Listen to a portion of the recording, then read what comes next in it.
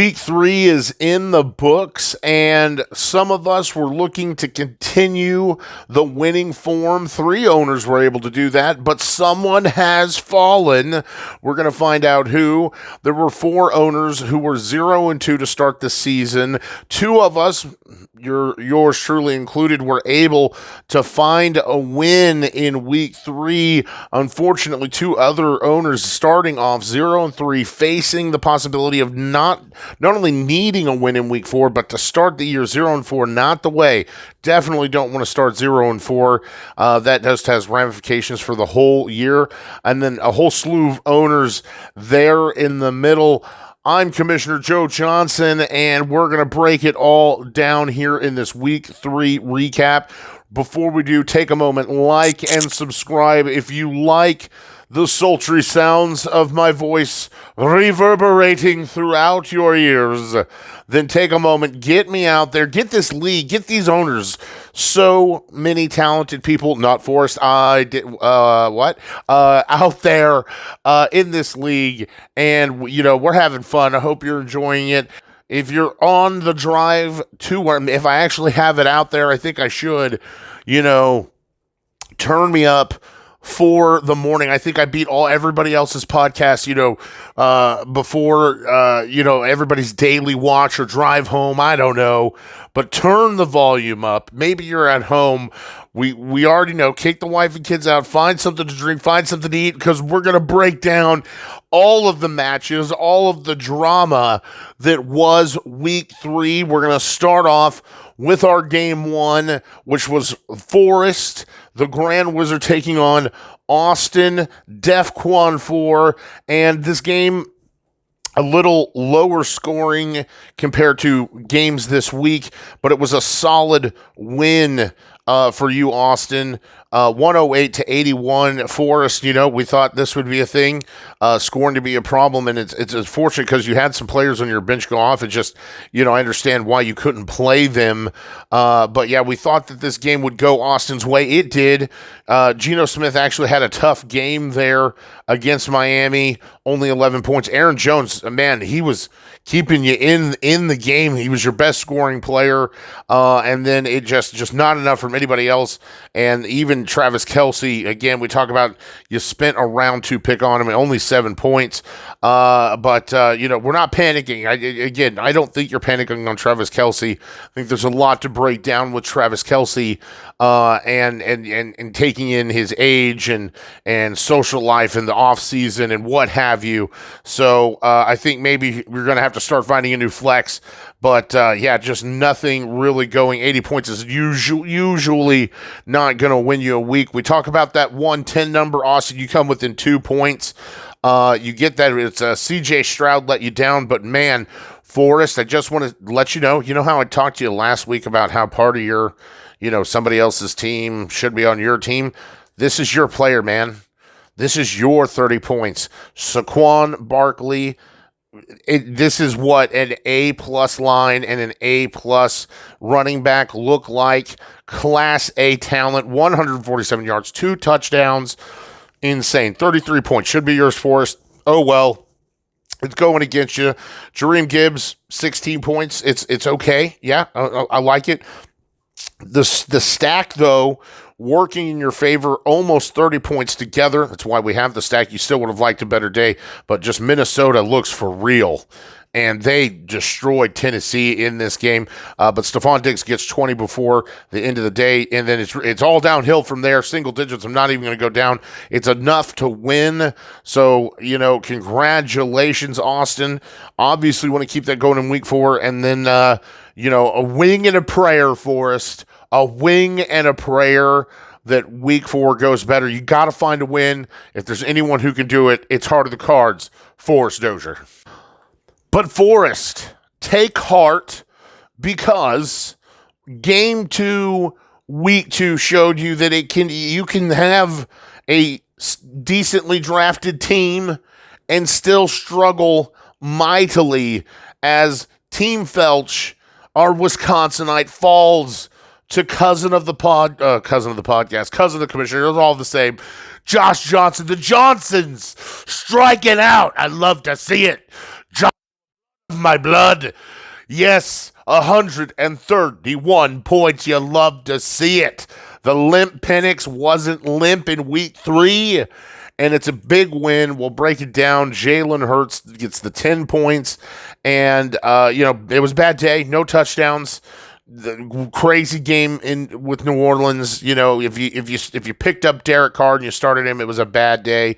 Kyron Williams, 31 points, 3 total touchdowns with less than 89 yards, and how they come back. This game almost screwed me so bad and almost goes into overtime. Talk about fantasy craziness. It's games like this that you either love or hate. And so much to break down as this affected players in this game, I should say, affected the outcomes of games in many leagues. But Kyron Williams and the Rams, getting a win. Unfortunately, not for you, Aaron. Tony Pollard, well, I don't think you can start him even in I just can't see you starting him even in a deep league right now.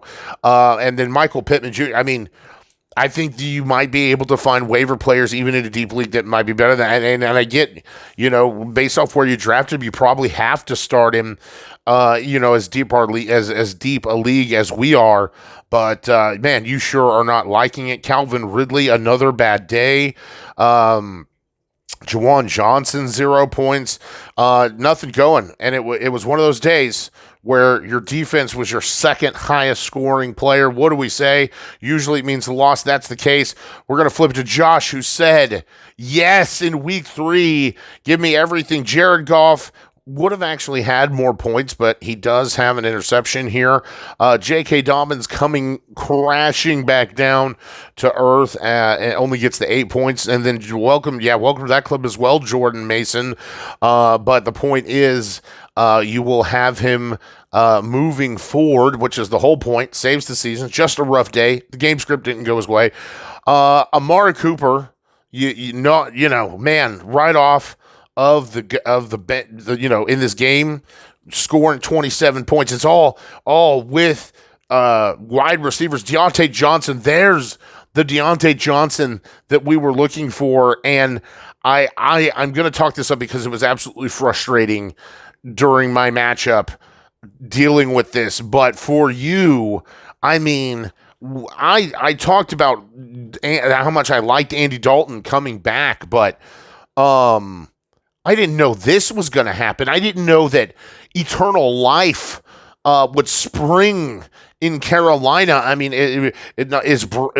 Bryce Young not only that bad, but that despised. And then the Red Rifle comes in and it's life. Give this creation life. And Deontay Johnson, this is exactly the Deontay Johnson I bought into Deontay. I would have not only drafted him if he made it to me. I have him in every other league that I'm in. And I am probably going to start him to give me all the Deontay Johnson.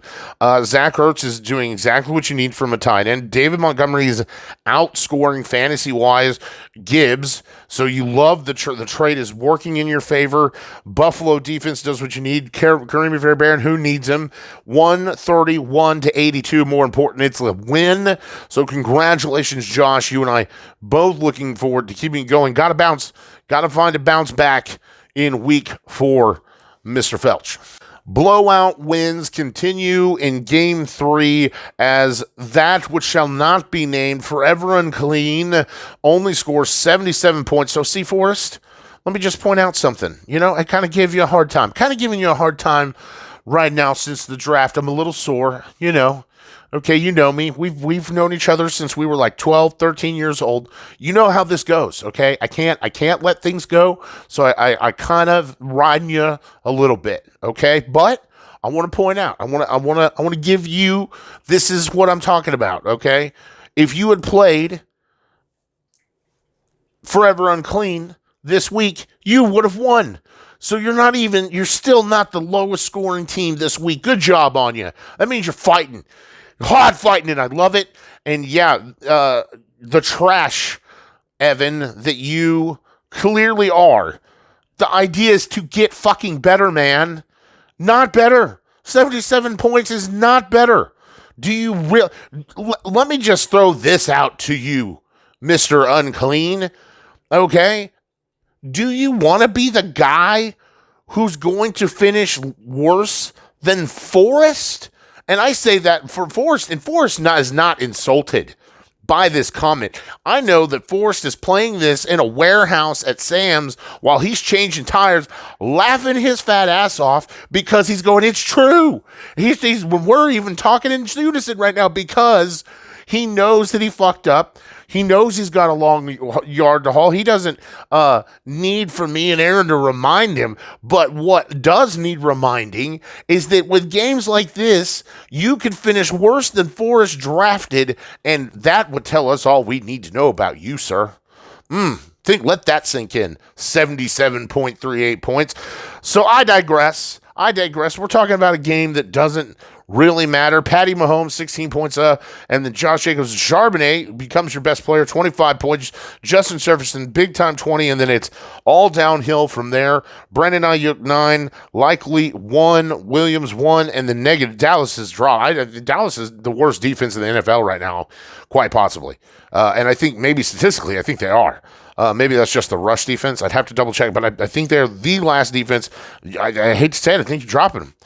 Pick them up, stream somebody else. But I mean, that's defenses, man. Stream defenses. Anyway, kicker, Justin Tucker, 3. It's nothing. Bad day at the office, and it was a shellacking. So much to talk about, but yet Jordan, who is losing people left and right, is still putting up 140 points. Josh Allen in 1 half, 4 touchdowns, 263 yards, 30 fantasy points. Devin Singletary coming on here. He does fumble the ball, 18 points. Cam Akers, a pitiful 9. You're not starting him. He was a filler. You needed it. But, I mean, with Allen there, I'll take your 10 points, right? Adam Thielen gets you a touchdown. Pouring salt into Forever Unclean's wounds. He gets a touchdown as he gets injured by Adam Thielen, and you hate to see it with the way Andy Dalton is making Carolina look in his first week here. Dalton Kincaid does get a touchdown. Love to see that. Chuba Hubbard, great day. Again, just the rejuvenation. I don't know. I guess you're buying into it too, Jordan. 27 points. But Jonathan Brooks coming back. I think he's what looks like he might be back within a week, probably week 5. But then he's still got to get into football shape. So we're probably looking at another 5 weeks before he's really back, in starting, taking the dominant roles. Talk more about it as we go on. That is neither here nor there because Chuba Hubbard got what you needed. Defense 5, kicker 7. It doesn't matter who they are because it's 140 points. It's a big win. And way to destroy somebody who, just doesn't know what they're doing. Poor fella. Better luck, Evan. I'd say better luck, but you're Forever Unclean. So, I hope you lose again, trash. And then Jordan, I hope you lose too because you're too good. I'm sure you'll look to keep it going in week 4. Game 4, week 4, was a closer game, and I will say Aaron looked like he kind of had this one in the bag, but once Derrick Henry was through and Malik Neighbor, it turned it into a rout at the end of the day. It was too much to handle as Arkham Knights destroys the Jerry's Kids. Hope you guys are loving the posters, by the way. Especially the Jerry's Kids matchup. I just want to say, the only thing funnier are the prompts. Just saying. So let's start as Derek. It's not Anthony Richardson. This is what I'm worried about, spending the draft capital on Anthony Richardson that you do. 5 points, and just it was bad, not good. Derrick Henry. There you go. If anybody was worried if Derrick Henry still had it, boom, he still has it. 30 points. Brian Robinson falls in the end zone. Other than that, it's not a great day at the office, but that's what you just need to do. And Austin Eckler may be out, so in week 4, you may have all that you need there for an RB2 moving forward, at least in week 4. Amon St. Brown and Malik Neighbors, we talked about it, 20 points, 28 points, 3 touchdowns between both players, 75, 78, 7 receptions. It was great. Great day. chunk of change, and it absolutely made the difference. Kyle Pitts, yeah, dude, take your 8 points and be happy from a tight end, because tight end land is nutso. And then you do, I tell you, did this to spite me. I'm telling you, and you know what? Not only do you win, I got beat by a guy who has Goddard in another league and starts 2 tight ends against me, and he beats me by 8 points. I mean, you people out here doing things to spite me just to say I'm not, and that's how Derek Ash of you. How that's what it is. It's so Derek Ash. As Ferguson gets a great day, 15 points. Indianapolis defense 11, and Zerline, the kicker, 5. It is enough to put down the co-commissioner as Joe Burrow gets 25 points. You love to see it, but Rachaad White, bad day, and the Broncos absolutely stifle. Go, let's ride. I mean, if you told me that if I put down $1, I would win $1 million, that Denver was going to beat Tampa Bay, I would keep my dollar. And look what I would have missed out on. Holy crap. Alvin Kamara, a little banged up, does have a questionable designation going into week 4, gets you 15 points. It was a tight game there in Philadelphia. At least he gets you double-digit points. I mean, everybody did their job. Garrett Wilson gets 14, but, I mean, yeah, you're expecting, probably where you drafted him, that should be a 20-point day, and I just don't think we're going to see it. Chris Godwin, great day, even in the tough matchup with Denver, also questionable. Sam pooped his pants, and he may be missing some time. Nico Collins, again, double digit. It's a great day. You love the production. You just don't like the outcome. 113 points wins you a game 9 times out of 10. Look to bring it back, Mr. Grog. You're doing all right. And Derek, hey, man, yeah, another win, and get your 2 tight ends off my lawn.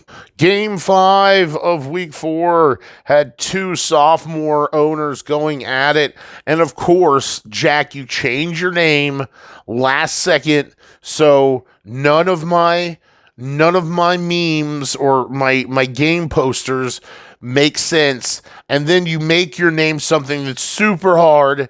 So now changing your game posters is going to be like, it's going to be ridiculous. But 100 points, that's what happened. You betrayed your ancestors, and they are displeased, and they're showing their displeasure with this loss. It's 100 points, but it is Chandler. It's a great play. Dallas Goedert comes in and sweeps away. I mean, literally, you could almost say that literally 27 points is the difference here, and it wins you the game.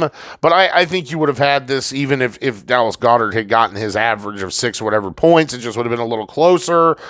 We'll start Kirk Cousins, 11 points in that game with Kansas City. Couldn't do anything. I mean, it was a beach on.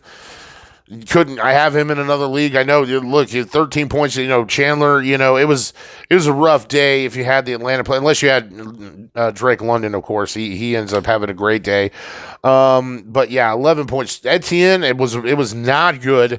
You thought he might be able to get you a little bit closer to Chandler's score there, but not happening. And that Buffalo just smothered him.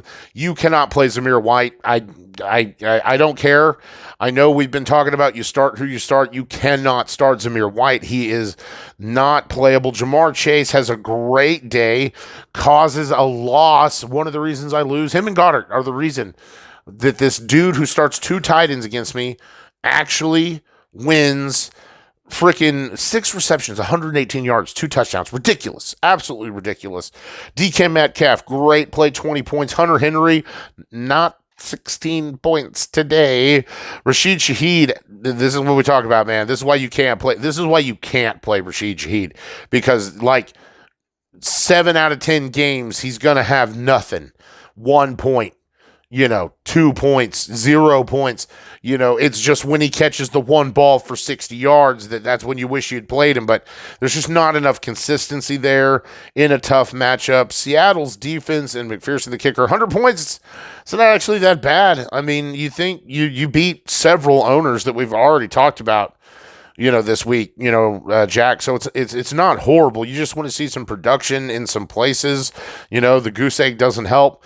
Not to take that away from you, Chandler. It's a great, great win, man. I know you were kind of bouncing back between playing Brock Purdy or not, and a wise decision to stick with Brock Purdy.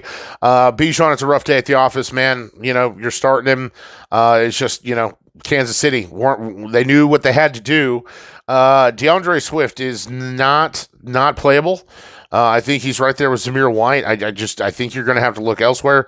But yeah, bad day with Zay Flowers, and then I hate to say, like, I wasn't that down on Jalen Waddle. Obviously, the trade with USERP, but now Huntley comes in as quarterback as yet another blow to Miami. So you're gonna have like 4 weeks of crap, and then it's like, I have read some things. I mean, I guess it's true with any player, with especially, I guess, if you look at Tua, maybe the Tua doesn't come back. Maybe he doesn't come back in 4 weeks. So this could be worse for Waddle than it initially looked to be. What doesn't look bad for Goddard is, what doesn't look bad is Dallas Goedert. And yeah, moving forward, absolutely. I mean, you could have the number one tight end for the year this year. Scary Terry, that is what you have been. Well, I mean, if you were a Scary Terry owner, I wasn't up until going into this week, but yeah, that is what you need. They finally moved him to the right side of the field, and look what happens. 100 yards, it's a touchdown. They absolutely destroyed Cincinnati in the start of the game, and obviously it was a mountain that was too high to climb. So yeah, that's exactly what you needed, and so altogether, hey, that trade working in your favor. As Mark Andrews, we'll get to it. We saw what he did. Ooh, and we have questions. We have questions. I wasn't as worried as I was, a week ago, but now we'll see.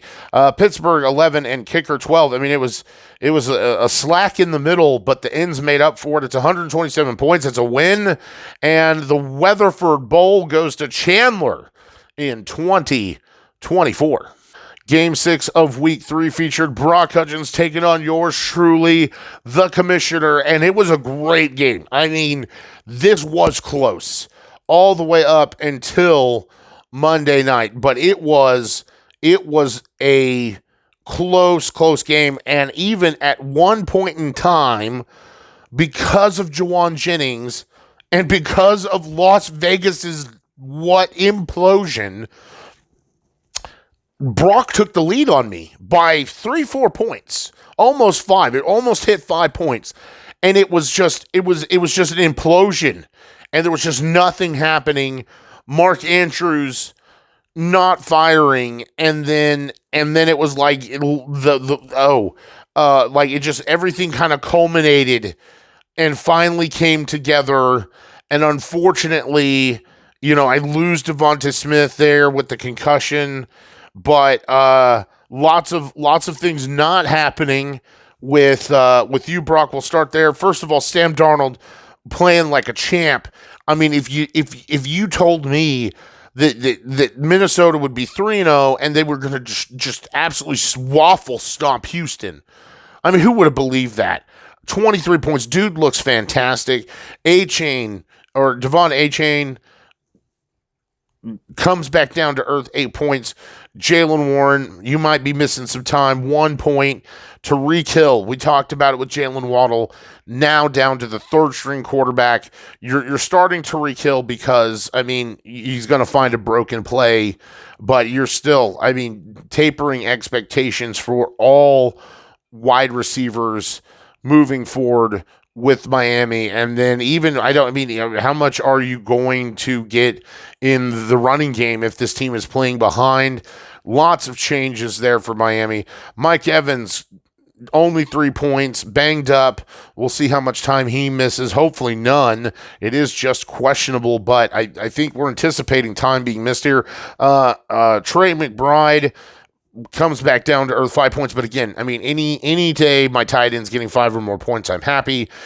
All of the production from your team, it would have been a worse day, is Jawan Jennings, 46 points, 11 receptions, 175 yards, 3 touchdowns. Again, gives you the lead for a hot minute in this game. And I thought it was upset city coming on a week where you knew you shouldn't have won, and woof. Tampa Bay, thank God, almost has as bad a day against Denver as Las Vegas did. Bates 1 point. Yeah, man, this game, the game was way closer than the score really, really shows. Dak Prescott was doing nothing. Nothing. And then in the fourth quarter has this crazy comeback to try and tie and maybe even win the game, and goes from like 11 points to 29. I mean, just out of nowhere. Jonathan Taylor comes in with a goal line rush because there was pass interference in the end zone. Boom, gets a goal line rush. Javonte Williams, I mean, I'm holding on to him for it's getting like Zamir White scary. Okay, Tony Pollard scary. Like, can I even start him? I think the game script didn't really go the way it needed to. There was the fumble. One more time, and then we'll see. Devonta Smith, we talked about it, gets the concussion, but before he does, gets the 14 points, thank goodness. Chris Olave, there's my 20 points. I'd love to see that. But what I don't like to see is the person I just traded for getting 0 points and warning bells. I mean, outstepped by Isaiah Likely, 4 routes, 1 target. What is going on? Is it the diabetes? Is it the mental state with the near-death wreck? And the Jim Harbaugh's like, yeah, that was planned. What? That was planned? That's not what Mark Andrews owners want to hear. So I'm not panicking. I am starting, but worried. Marvin Harrison Jr. now has a designation of questionable, but solid gameplay throughout the day. Must be just something they're monitoring. 17 points. And gets into the end zone in the game against Detroit. Las Vegas implodes, goes negative. They were one of the top 5 defenses you could have played in week. I actually think they were like number 2, and they go -4. Oh my God, I hate the Raiders. Have I talked about how much I hate the Raiders? Moody, the kicker, misses a field goal, so it ends up costing you, of course, 2 points. So really should add 7, but oh well, it's enough to get a win. Brock, 0-3. And like you said, it sucks when these kind of games happen. It does. I mean, when somebody scores 46 points, Juwan Jennings is winning people weeks. And unfortunately, not happening here in week 3 for you. I know you're going to try and find that win in week 4. And then, of course, yours truly, you knew it all along. So let's just keep it going. Don't act like Christ. Game of the week was everything that the ticket build up to be. It comes within 4 points, 114 to 110, and Brennan Scala, the dangerous man, takes down the rookie and shows him the chances of going. We've never had anyone go undefeated. I don't imagine our current 3-0 managers will go unscathed either. But no, letting the rookie know, and talk about you score, you hit the 110 and you still lose. Sucks to suck, rookie. And Brennan, I'm proud of you, son. Way to get a win against a tough opponent. Somebody who has been scoring 150 points. I just want to say, dude, Jonathan, fucking thank God, man. It's good to see you come back down to earth and only score 110 points because, brother, I was sweating bullets watching you play the last 2 weeks. Oh, man, I thought you may have had the league locked up already, and it's just too early for that. But Brennan Scala shows us what for. Love to see it. Yes, Lamar Jackson, 25 points, and, pretty much controlled the Dallas game up until the very end. James Cook, a solid day, gets in the end zone, finds a touchdown. Ramondre Stevens, not so good, fumbled, and it was just a bad day as the Jets absolutely just manhandled New England there. CeeDee Lamb, this could have been bad. This could have been a very bad day. At least he gets you the 8 points. It makes a difference.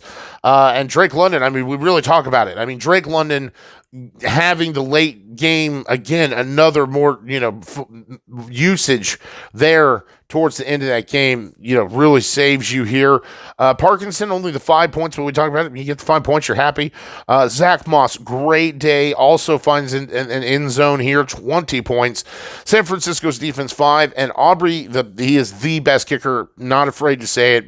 Said it last week. I think I said it the week before that. I think I said it in the draft. But yeah, the best kicker in the NFL has surpassed Justin Tucker. It is Brandon Aubrey. Kyler Murray for you, Jonathan, 14 points. Throws the interception, so it could have been a little more. Breece Hall, great day, 18 points, but nothing. Just again, Detroit completely smashing Arizona. Devonta Adams, 8. Who thought Carolina? Wow, just amazing. Rashee Rice continuing to prove his value in the pick and where you took him. 12 receptions, 110 yards, and a touchdown. Your highest scoring player. Brock Bowers, 7 points. Okay, he comes back down to earth. Understandable. Quentin Johnson does find the end zone. Great flex play. It's exactly what you need. 12 points. The Jets defense trying to save your day. Fumble recovery and only allowing 3 points. 16 points. McLaughlin, the kicker, 1. It's 110-114. Eat it, rookie. And Brennan, I'm proud of you. Keep it going in week 4. And Jonathan, we'll see. We'll see who we play. We'll see when we do our next episode. We'll see if you can bounce back or if you'll join us in the 500 club. All right. Let's break down the standings, guys. And there we can see our 3-0 owners, Austin Allen, Brennan Scala, and Derek Ash. Man, Brennan knew the assignment in 2024. Okay, almost finishing dead last, almost becoming forever unclean. Not happening. All 3-0. Way to start the season, gentlemen. Right behind him are 2-1 owners, Jonathan Andrews, Jordan Payne, Chandler Taylor. So if that were to end today, just, so we get in the mindset, it would be, there's your 6 playoff teams. Austin and Brennan would walk away with the week 1 buys. So those are back. So you are playing. I will say, I know a lot of people talk about the matchups when there's no week 1 buy, because that's what we've been doing the last several years. That is not the case in 2024. So you are playing, you are hunting that number 1 or number 2 seed to get that buy. Of course, we got plenty of time. This will all change. This is all going to change by week 14. 1 and 2, Aaron Grogg, Joe Johnson, Aaron Felch, Jack Little Raven, Evan Coles, Joshua Johnson. There it is, right there in the middle. So everybody on the board except our last 2, Brock Hudgens and Forrest Dozier. They'd be battling out for forever unclean. And I don't know right now if Forrest would lose that match. And I just want to point out that in the 5, 6, 7 total years, we've obviously been a league for 13, going on 13 years now, but Forrest has only finished forever unclean 1 time. And he's had some bad years, so let me tell you, Forrest knows how to not finish last. But we're not going to end it today. We're not going to end it tomorrow. We've got 18 weeks of football to go. So thank you for joining me this week for this week 3 recap. We're going to have our week 4 review coming out in a couple days, so join us again for that. As always, like and subscribe. Get us out there. Don't have too much fun without me. Get off my lawn. Peace out.